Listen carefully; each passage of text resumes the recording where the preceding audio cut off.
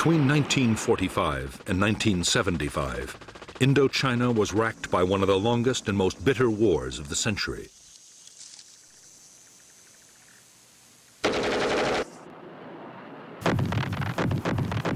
The battle for Vietnam drew in millions of soldiers, Vietnamese, French, American, Australian, Korean, and British, and profoundly affected the lives of vast numbers of civilians.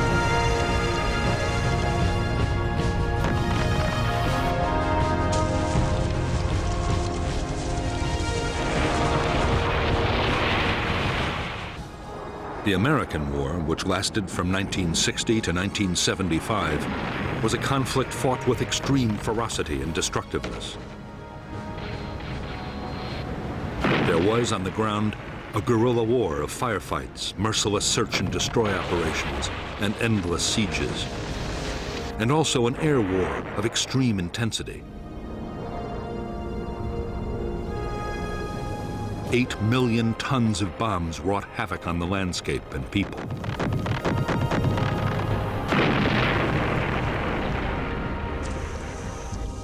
The war that cost 1.3 million lives, including 58,000 American dead, was about much more than the fate of one small country. 20 years before the first American combat soldiers set foot in Vietnam, the seeds for America's war had been sown.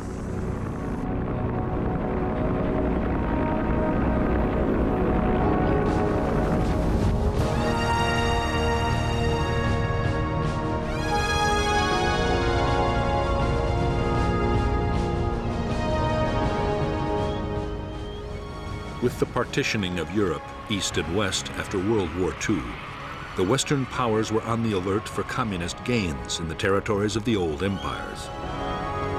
Soviet expansion in Europe was perceived as the greatest threat.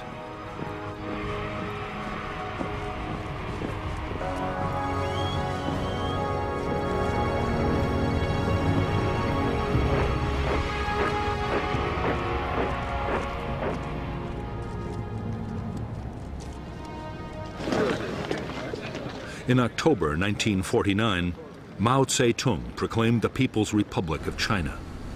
The battle lines of the Cold War were now clearly drawn.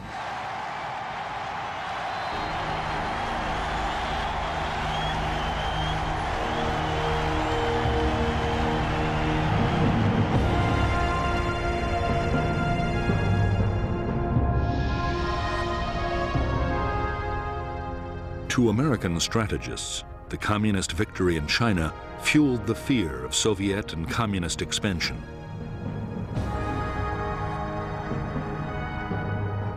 At stake, they believed, were economic interests throughout Asia and the Pacific, and U.S. communication and trade links to the Indian Ocean. President Eisenhower believed that one Asian country falling to communism would bring down its neighbors in a domino effect. Soviet and Chinese power would advance southwards until even the Australian continent was threatened.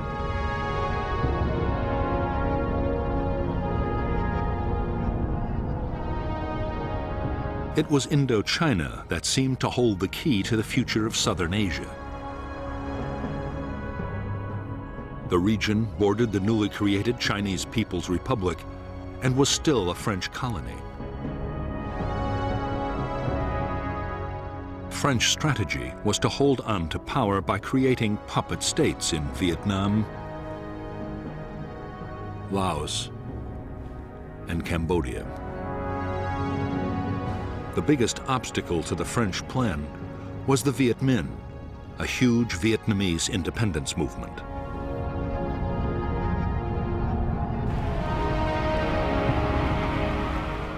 In September 1945, under the leadership of Ho Chi Minh, the Vietnamese League for Independence, known as the Viet Minh, took Hanoi from the Japanese occupying forces and declared independence for the Democratic Republic of Vietnam. In the south, the Japanese surrendered to the British. However, France still considered Vietnam her colony. General Gracie, the British commander, ordered the Japanese rearmed to fight the Viet Minh to retake the colony. Thus the French Indochina War began.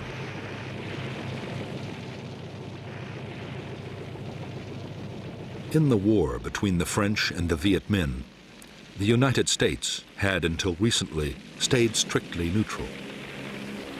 U.S. officials had originally supported the Viet Minh and its leader Ho Chi Minh, and they also strongly opposed the French attempt to keep their old colony. However, that was before the rise of Communist China. Now, the fear was that if the Viet Minh beat the French, they would open the door to the Chinese and the Soviets. Cold War politics had come to Vietnam.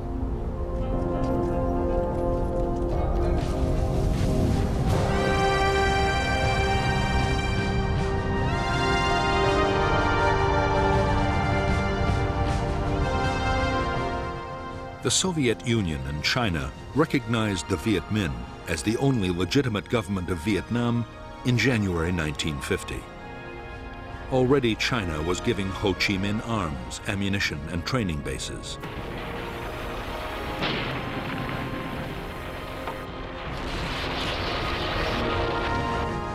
The United States, for its part, recognized a French creation, the State of Vietnam, and U.S. President Harry Truman approved a program of military and economic help. But even before the order was signed, the situation changed dramatically.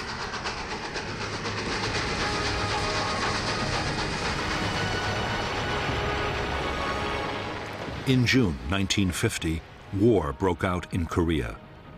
Communist northern forces, backed by the Soviet Union and China, invaded the South, and the U.S. sent troops to intervene.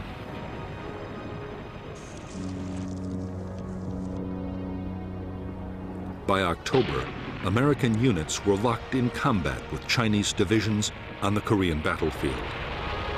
Now, it seemed to the United States more important than ever to contain China on every possible front. That meant a massive increase in backing for the French in Vietnam.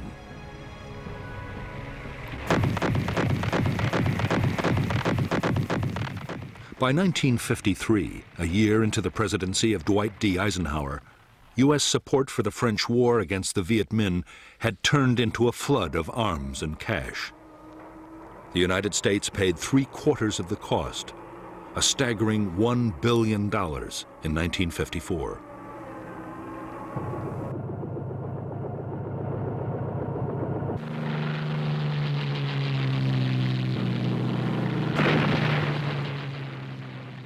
The problem was that even with colossal American aid, the French were failing to beat the Viet Minh. The guerrillas now numbered 120,000 trained troops, backed by 200,000 local fighters.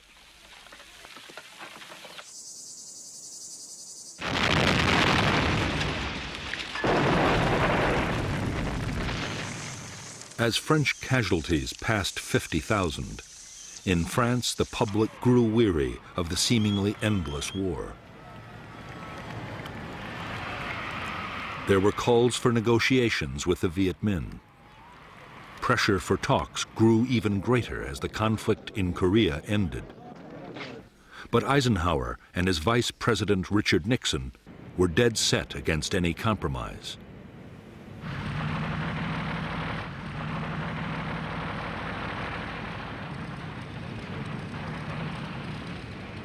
In spite of U.S. opposition, some kind of peace effort in Indochina looked inevitable.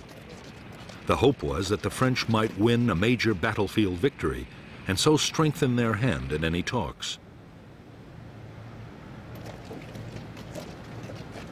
The result was a plan for a big offensive in late 1953.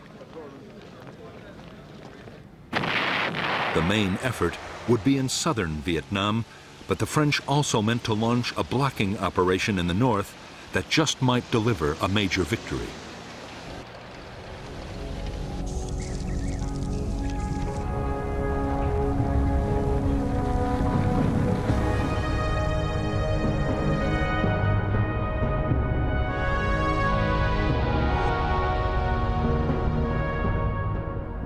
By now, vast tracts of French Indochina had fallen under Viet Minh control. In the northeast of Vietnam, the only French territory was an enclave around Hanoi. The insurgents' main military stronghold was in the Viet Bac, a mountainous region near the Chinese border. To the Viet Minh, already in control of vast areas of Laos, its royal capital, Luang Prabang, offered a tempting target, and the French were keenly aware of the danger.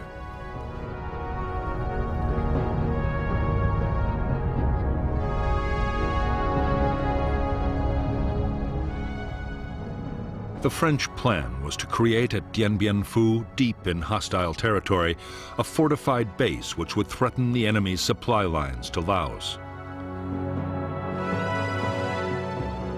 Just as important, the fort might act as bait, luring the Viet Minh to attack with their best troops. The base could be supplied from Laos overland, and it could also be reinforced by air. The result they hoped for would be a set-piece battle that would allow superior French firepower to inflict a decisive defeat on the Viet Minh.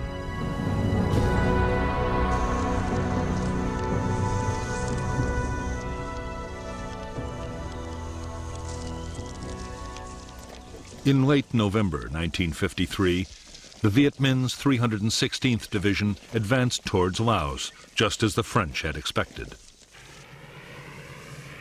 On November 20th, 800 elite French paratroopers, including a battalion of the Foreign Legion, were dropped near Dien Bien Phu. The reaction of the Viet Minh was to march elements of 5 more divisions towards the French camp.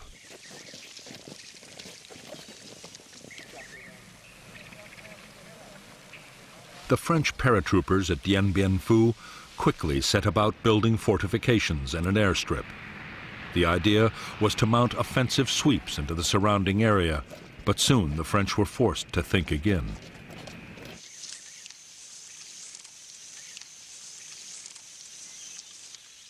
As the Viet Minh massed around the base, it became suicidal to venture far outside.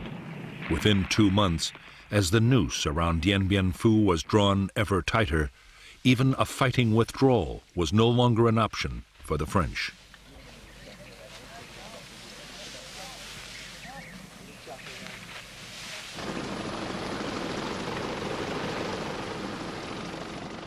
Even though his forces were now surrounded, the French commander, Colonel Christian de Castries, was completely confident.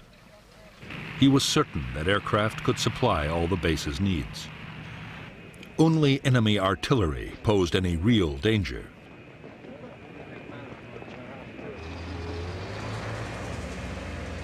Some Viet Minh guns had begun to fire on the base, but the French were sure that only a handful could have been deployed in such difficult hilly terrain.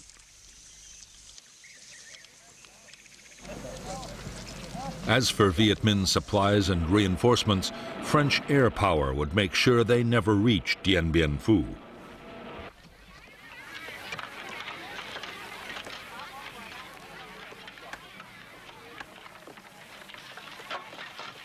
Even though up to 100 French planes attacked Viet Minh supply routes every day, their efforts were having little effect. Too often, aircraft were grounded by the weather, and in any case, the Viet Minh were masters of camouflage and deployed huge numbers of anti-aircraft guns.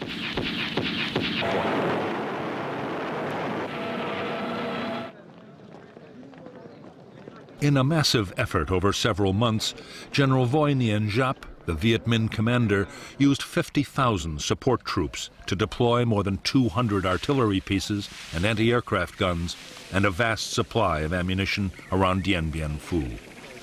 It was one of the most extraordinary feats of logistics in military history. To the 10,000 French now inside the base, the realization that they were surrounded by field guns and mortars and 4 deadly Soviet Katyusha rocket systems came as a dreadful shock.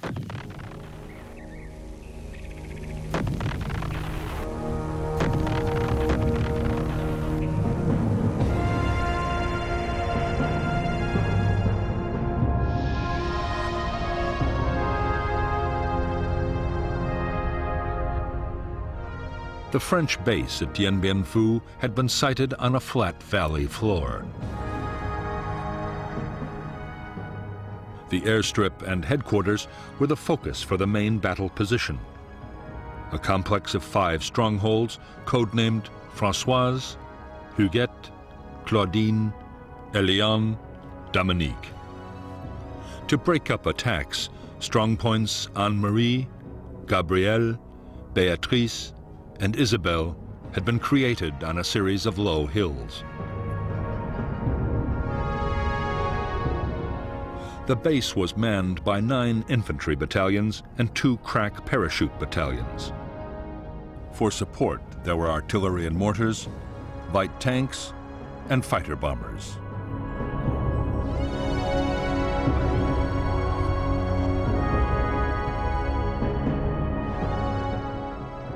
By early March 1954, 49,000 Viet Minh had deployed around Dien Bien Phu. 3 infantry divisions and 2 independent regiments were supported by the field guns of the 351st Heavy Division on the hills to the east, and by heavy mortars on all sides. Anti-aircraft guns were secretly placed to cover the air routes in and out of the valley.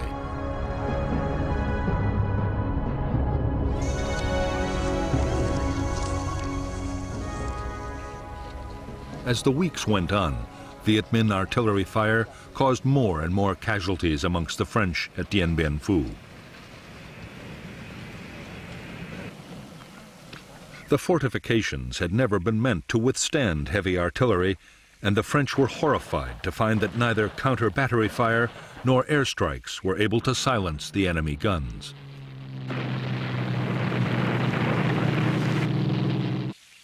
They were too well dug in to hillside caves and bunkers, and too well camouflaged. Any day now, the French knew, they would face an all-out enemy attack. It came on March 13th, 1954.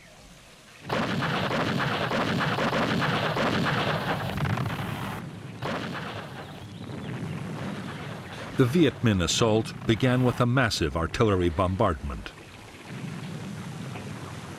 French gun positions in the central area were hammered. In 3 days, after repeated human wave assaults and hopeless French counterattacks, the Viet Minh took the northern strongpoints of Béatrice, Gabrielle, and Anne-Marie.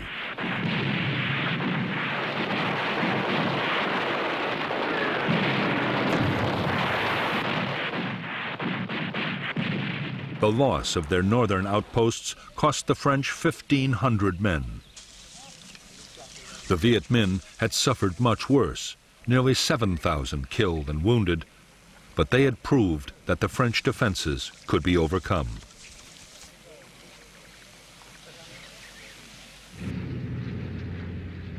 They had also closed down the base's main airfield for good. The French would now have to depend on parachute drops for supply and reinforcement.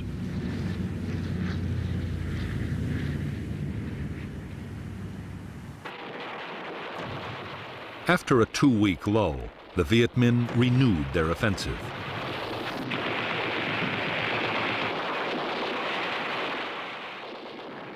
The battle raged for a fortnight, with the French contesting every foot of ground. In the end, shocking Viet Minh casualties forced General Giap to pause. Meanwhile, the French situation was getting desperate. Ammunition and food was short, and 3,000 wounded were trapped inside the base in appalling conditions.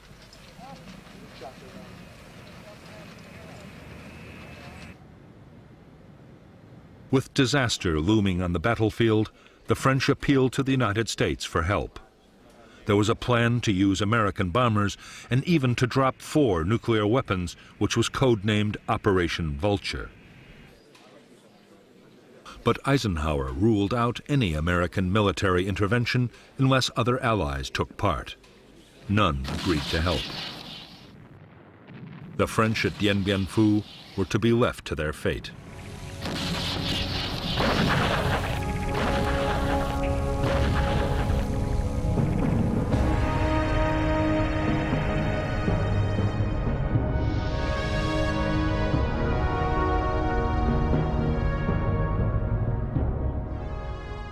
Although the outpost Isabelle was still in French hands, it was by now cut off from the central stronghold at Dien Bien Phu.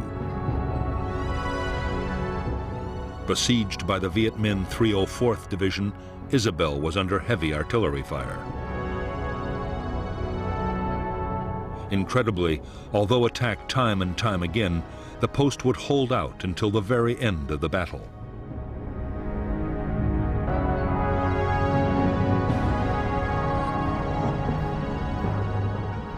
In the central sector, Strong Point Françoise had been abandoned, and the Viet Minh had captured Dominique along with part of Elian and Huguet.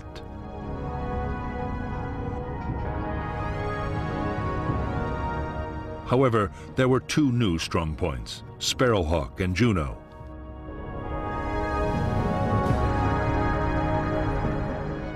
Meanwhile, the Viet Minh had adopted new tactics in an attempt to reduce their terrible casualties.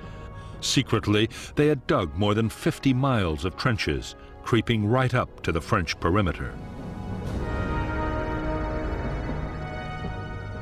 The final Viet Minh assault came on the night of May 1st, 1954.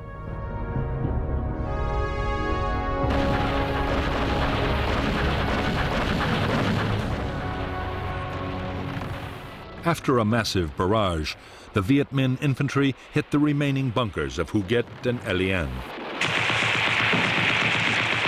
In spite of fierce French resistance, positions fell one by one until, on the evening of the sixth day, a huge mine demolished part of Elian and its last bunkers were overrun.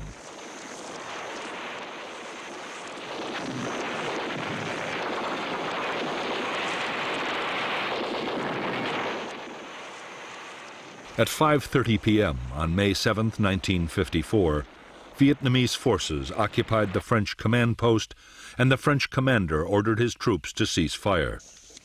It was 55 days to the minute since the battle had begun. At Dien Bien Phu, 3,000 French troops had been killed and 8,000 wounded. The Viet Minh had suffered much worse, with more than 8,000 dead and 12,000 wounded. But for them, the outcome had still been a triumph. On the eve of an international conference on Indochina, they had shattered France's resolve to carry on the war.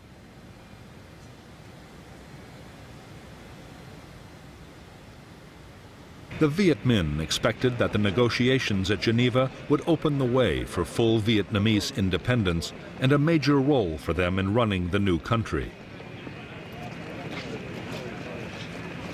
In fact, the Viet Minh negotiators faced bitter disappointment.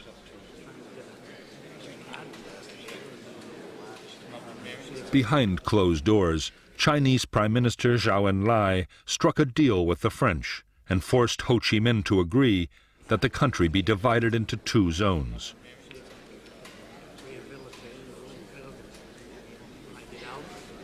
There was to be a ceasefire, but there would be no immediate decision about who was to control Vietnam until elections settled the future.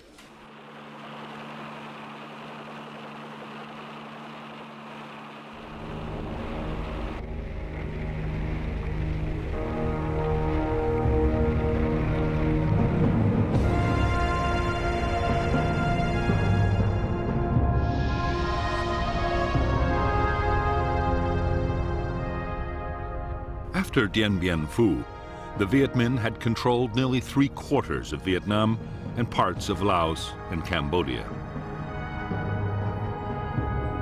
At the peace conference, Laos and Cambodia were confirmed as independent states, but Vietnam was divided at the 17th parallel.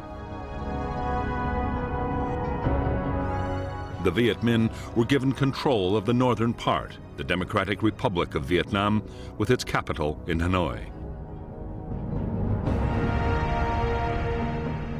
In the south, the state of Vietnam was to be run from Saigon. A demilitarized zone was established between the two regions. By agreement, 190,000 French-led troops would be withdrawn from North to South Vietnam. 80,000 Viet Minh troops in the south, mostly Southerners, would go to the north.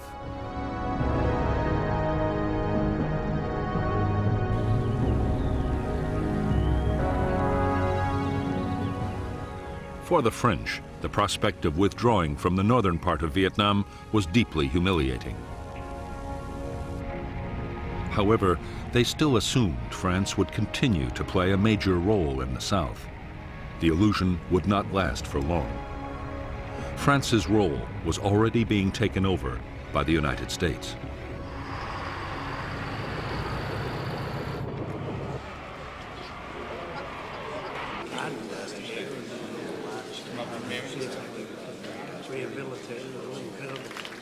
On September 8, 1954, at a conference in the Philippines, the U.S. sponsored the creation of the Southeast Asia Treaty Organization, which would soon include South Vietnam.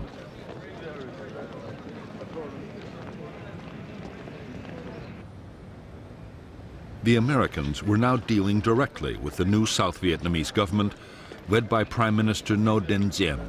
They had begun to bypass the French completely.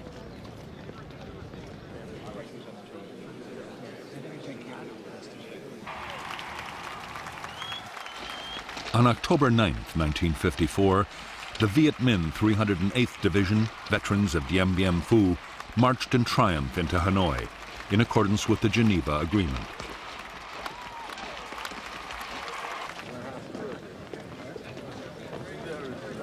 At the same time, the last French troops in the north prepared to leave. With them went 850,000 refugees, encouraged by a CIA black propaganda campaign and fearing for their future under Viet Minh rule.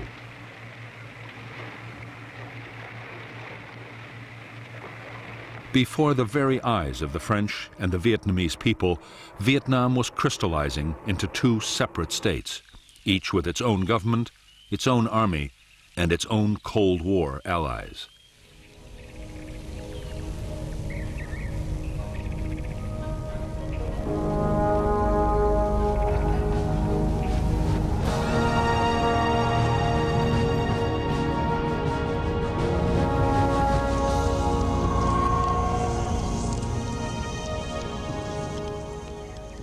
For Ho Chi Minh, the North Vietnamese president, the years following the Geneva Agreement were bitterly disappointing. Ho was adored by millions of Vietnamese, North and South, as the man who'd driven out the French. But he had only won half a victory. South Vietnam, backed by the United States, refused to hold the elections that had been agreed at Geneva, the elections Ho had counted on, in which the U.S. knew he would win, to reunify the country. Everything pointed to the fact that the division of Vietnam would be permanent.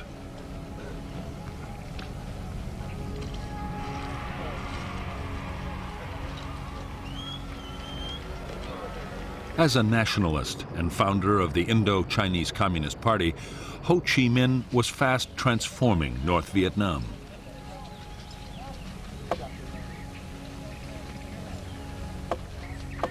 The party took control of almost every sphere of life. The reconstruction of the war-ravaged economy was pushed ahead at incredible speed.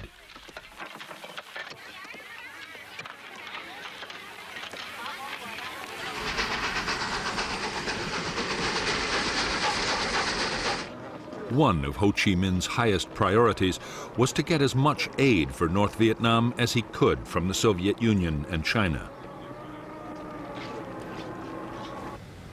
In July 1955 in Moscow, he won promises of cash help for the North to stave off a food crisis. The Russians also pledged to send technicians and military advisors.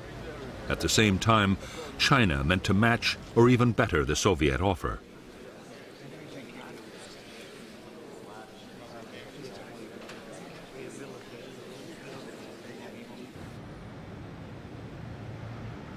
Although Ho Chi Minh's greatest ambition was to reunify North and South Vietnam, so far he had urged his followers to be patient. He had refused to back guerrilla warfare against the South. Both China and the Soviet Union were also insisting on caution.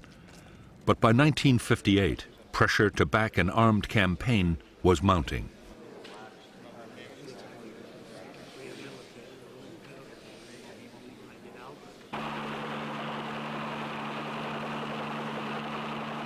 The tens of thousands of southern Viet Minh soldiers who came north after the Geneva Accords were by now restless and homesick. There was more pressure from inside the South, where the Viet Minh that had stayed behind were being wiped out by the new regime.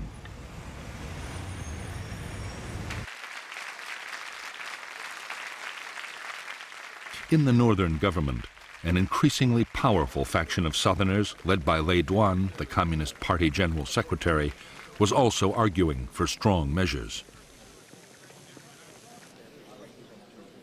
In January 1959, with Ho Chi Minh's blessing, the North Vietnamese Communist Party voted to support armed revolution in South Vietnam. To help the campaign, 4,500 Viet Minh Southerners were prepared for infiltration back into the South.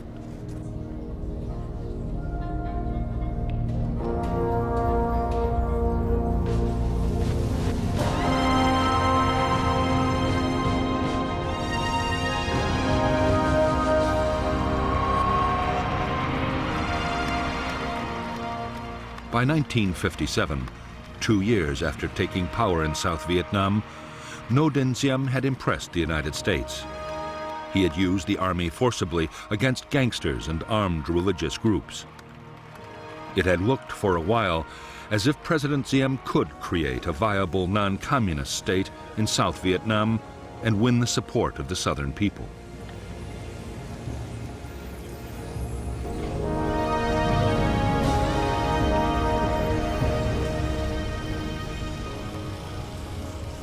In fact, Diem had no intention of introducing the democracy or the social reforms that the United States wanted.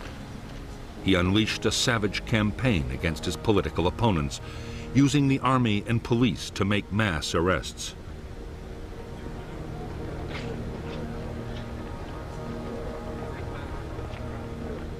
There was widespread torture and summary executions.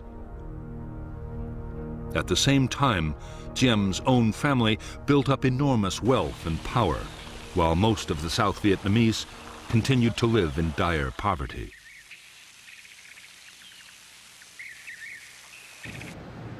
By September 1960, to the immense frustration of the United States, which was pouring in aid, Diem's regime was detested by vast numbers of South Vietnamese. There was already virtual civil war, with armed rebellions breaking out all over the country. Increasingly, the revolts were being led by nationalist and communist guerrillas, and some trained men infiltrated down from the north.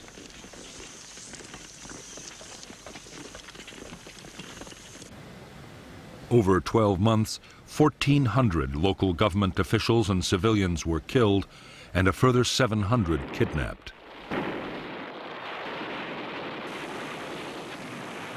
In South Vietnam, the guerrillas began to mount bold attacks on military posts, convoys, and railways.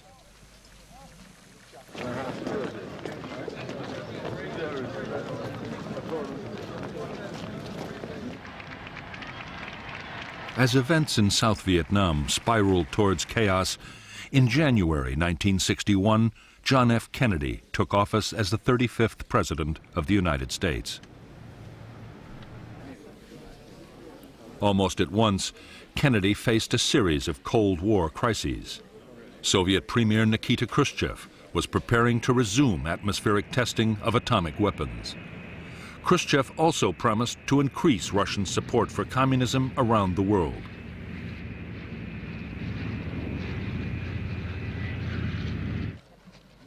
The climax came in August 1961 with a tense standoff in Europe as the Russians sealed off East Berlin and began to build the Berlin Wall.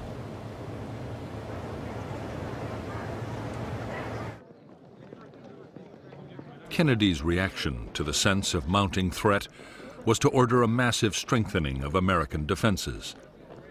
He ordered the call-up of 150,000 military reservists. A program was launched to build public nuclear fallout shelters right across the United States.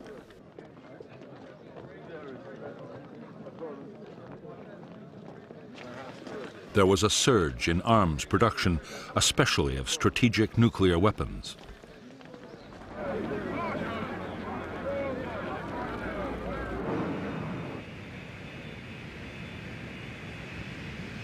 With so many immediate crises demanding the attention of the president, Vietnam was far down the White House agenda.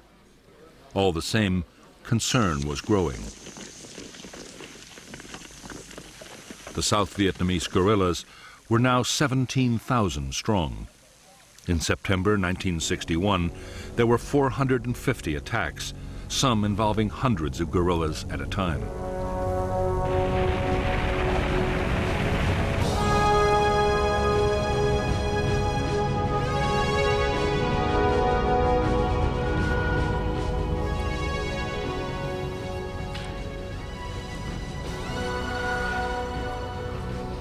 Shortly after the decision to mount an armed revolution in South Vietnam, an organization had been created to control the military and political effort.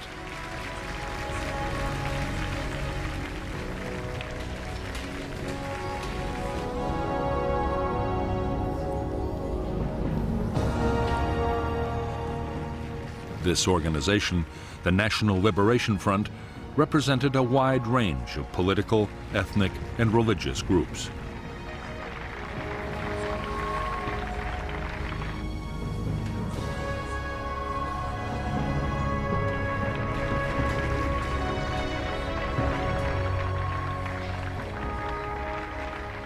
The military wing of the NLF was the People's Liberation Army. The army included guerrillas who had been sent down from North Vietnam, Viet Minh veterans, and local armed groups.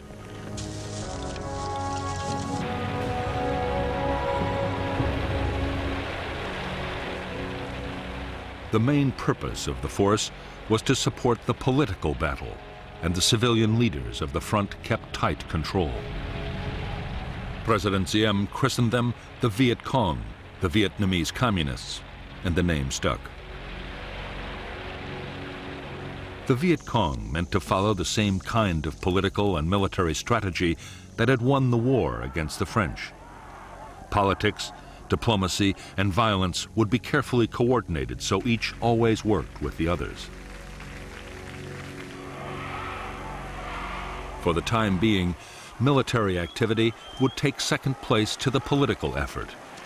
Many hoped that a full-scale war would never be necessary.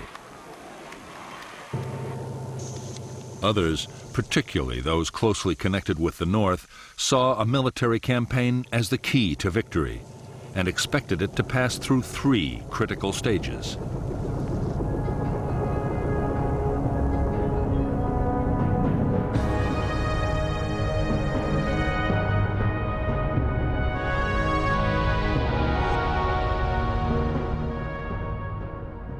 In the first phase of the revolution, with the National Liberation Front's insurgents greatly outnumbered by Saigon's army, the task for guerrilla units would be to survive in the face of government attack.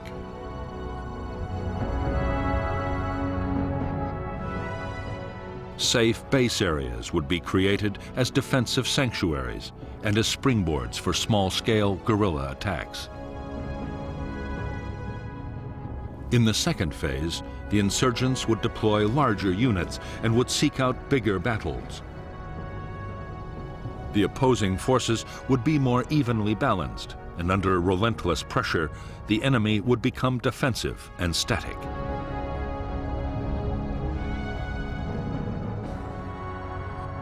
In the third phase, at the key moment when the NLF became stronger than the government army, they would launch large-scale assaults against enemy installations and seek out decisive conventional battles. This phase, the general offensive, combined with uprisings in the cities and towns, would bring the downfall of the Saigon regime and the reunification of Vietnam.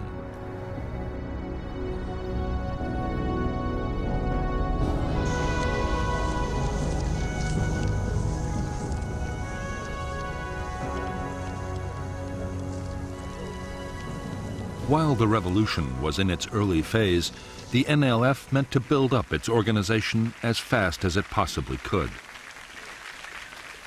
Political agents founded dozens of associations to bring every kind of support into the movement.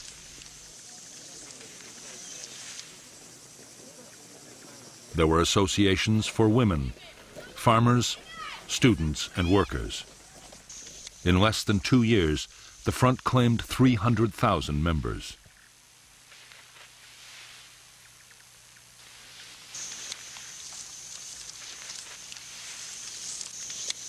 At the same time as it built up grassroots support, the NLF meant to intensify its military operations. Bigger attacks on government forces would gain the movement prestige. Meanwhile, intensive training and preparation by North Vietnamese officers would forge the Viet Cong into an efficient and formidable fighting machine.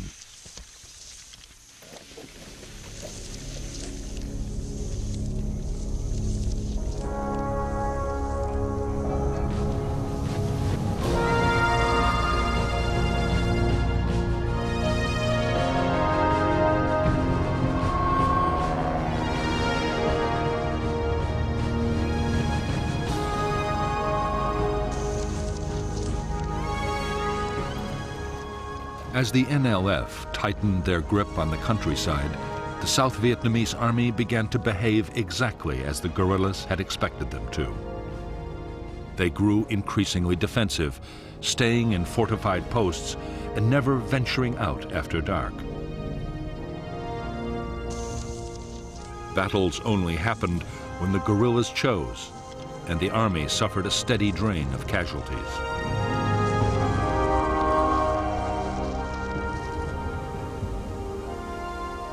By now, there were 900 American military advisors in South Vietnam, charged with building up and training the South Vietnamese armed forces.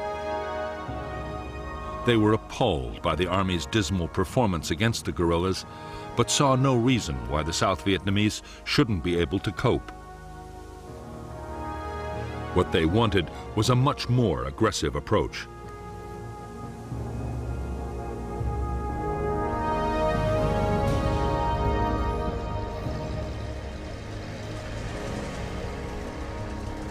American advice was that the Army should get out on mobile operations and find the bigger enemy units. The Civil Guard and militia could look after local security. The Americans developed a counterinsurgency plan, supposed to better coordinate the different forces, but progress on the ground was painfully slow.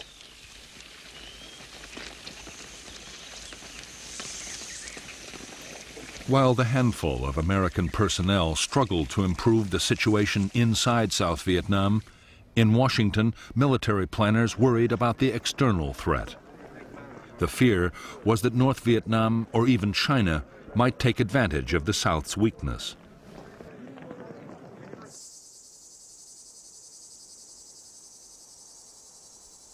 Already, with the approval of the White House, a contingency plan had been drawn up for putting in American combat troops if an invasion looked imminent.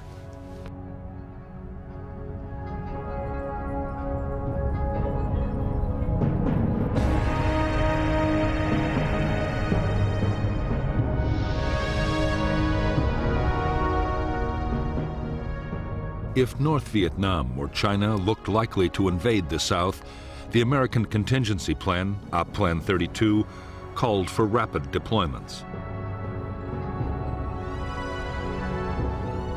A Marine Expeditionary Force would be based at Da Nang, an Army division near Saigon, and another near Pleiku. Another division might be sent to bolster Thailand. If the invasion actually happened, U.S. forces would be increased by another 3 divisions. Aircraft carriers and land-based bombers would be positioned for massive attacks on North Vietnam, while amphibious, airborne, and ground forces would mount a full-scale invasion of Northern Territory.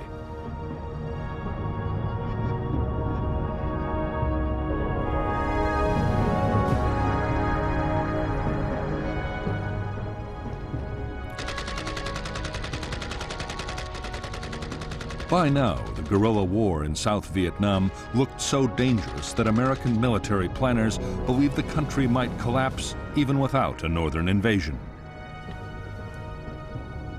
The Joint Chiefs of Staff, the President's military advisors, argued that the best option was to implement Op Plan 32 anyway and put 3 divisions into South Vietnam. The first 20,000 men would show the United States was serious. They believed the rest, up to 70,000 troops, would be enough to clean up the guerrilla threat altogether.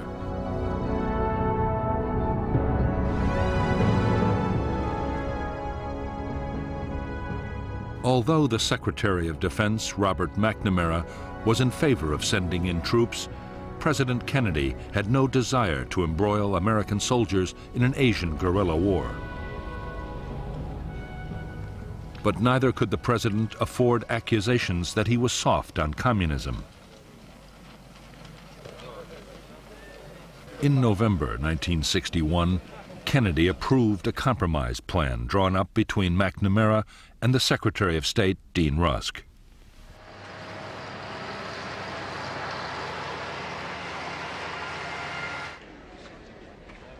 Phase 1 of the Vietnam Plan would see a big increase in financial support for the South Vietnamese Army.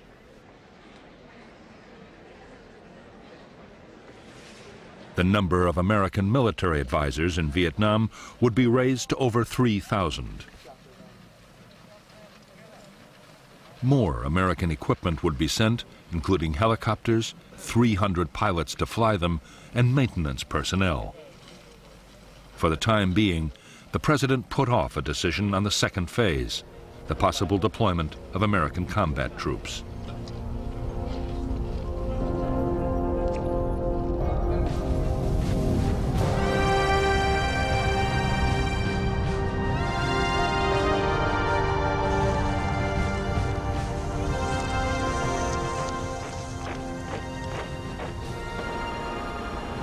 By the end of 1961, the South Vietnamese Army was being expanded to 200,000 men.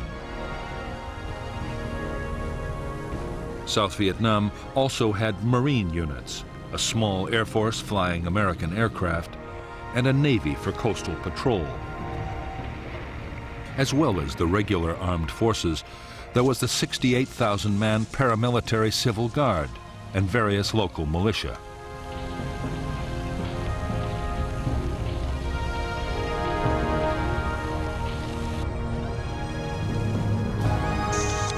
Since the United States had started rebuilding the South Vietnamese Army back in 1955, the force had been organized, armed, and trained to fight large-scale battles. The danger had been expected to come from the North Vietnamese or Chinese armies, not from guerrilla bands.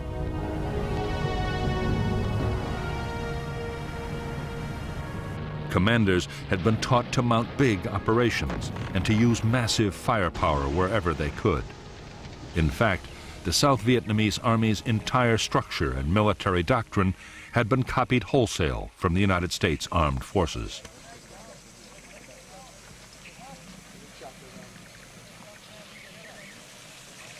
Senior American commanders had no doubt they were teaching the South Vietnamese the right tactics for the war they had to fight. Their main worries were about leadership and morale. President Diem had appointed his generals for their political loyalty rather than their abilities, while junior officers' promotions depended on family connections. As for the men, they were sometimes so poorly supplied they had to steal food. Desertions were running at 400 a month.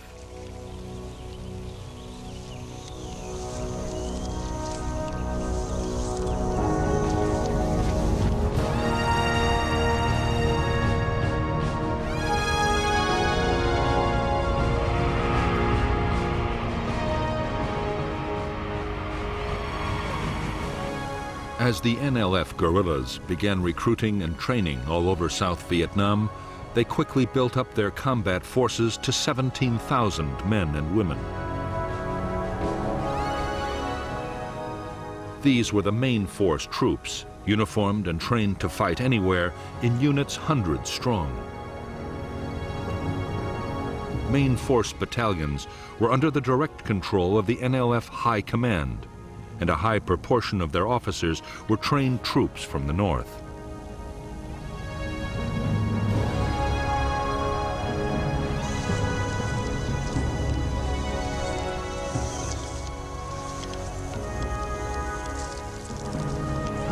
The NLF were also creating regional and local forces. Regional troops were controlled by district commanders.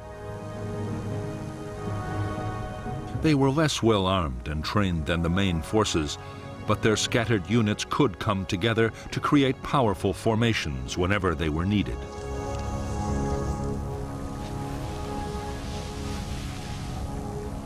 Local guerrilla units were based in the villages. They were part-time soldiers whose main job was to defend areas where the NLF was gaining control. In villages where the movement's influence was weaker, they served to intimidate opponents and show the wishes of the NLF were always to be taken seriously.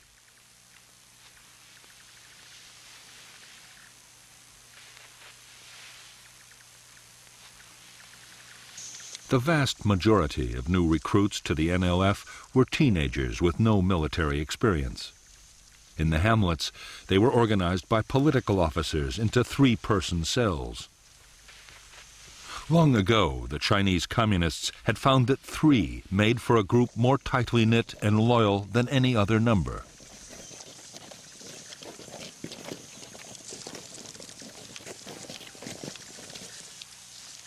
Although some weapons from the north, including Chinese mortars and machine guns, were beginning to reach NLF units, most guerrillas had to use whatever they could get.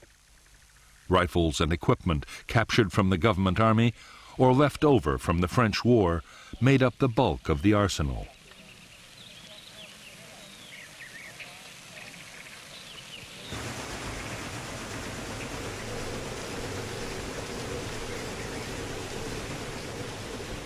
There were also secret factories making small arms and turning out grenades and mines in enormous numbers.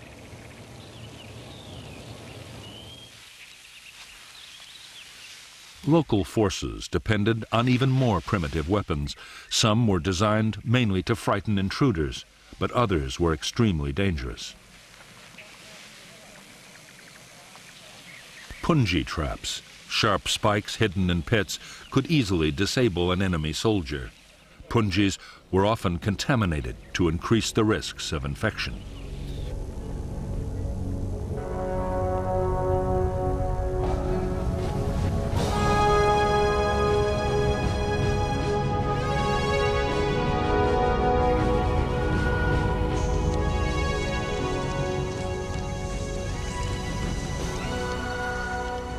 By the end of 1961, the Saigon government was forced to admit it was faced with a full-scale war.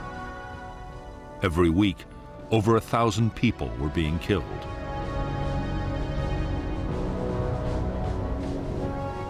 All over the country, the NLF were organizing whole districts along communist lines, controlling education, health, and agriculture.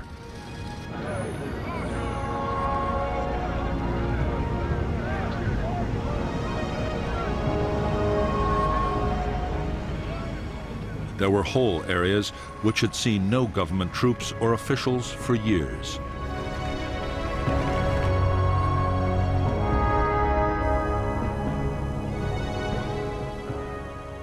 In spite of all the setbacks, American military advisors in South Vietnam were still confident the fight against the communists could be won. By this time, they themselves were getting more deeply involved in the battle. Advisors were strictly forbidden to engage in actual combat, but the reality of war was starting to take over.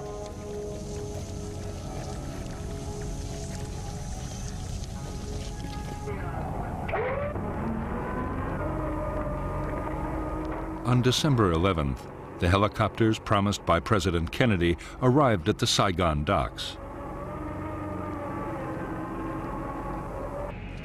With them came 400 U.S. personnel to maintain and fly the aircraft. Within weeks, the helicopters and their American pilots would be in action on the Vietnamese battlefield.